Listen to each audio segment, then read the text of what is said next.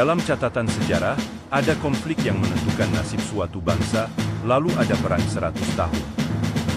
Berdurasi lebih dari 1 abad, kisah penaklukan dan konflik yang epik ini membentuk kembali peta Eropa dan menentukan nasib kerajaan.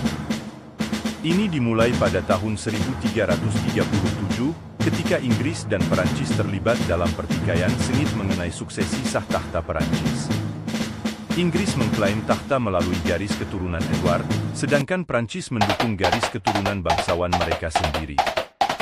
Yang terjadi kemudian adalah perang brutal dan berlarut-larut yang berlangsung selama beberapa generasi. Pertempuran berkecamuk di pedesaan Perancis, dari ladang Crécy hingga tembok Calais. Setiap pertempuran membawa kisah kepahlawanan dan pengorbanan, ketika para ksatria dan prajurit bertempur demi nama mahkota dan negara. Namun perang tidak hanya terjadi di medan perang saja.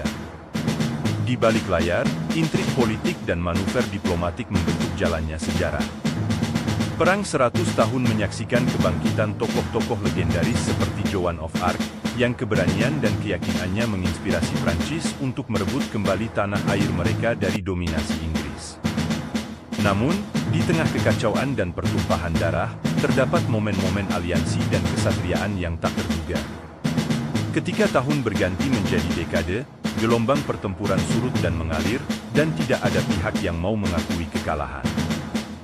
Baru pada tahun 1453 perang 100 tahun akhirnya berakhir, dan Perancis muncul sebagai pemenang dan merebut kembali kedaulatan mereka. Namun warisan perjuangan epik ini bertahan hingga hari ini, membentuk identitas dan budaya Inggris dan Perancis.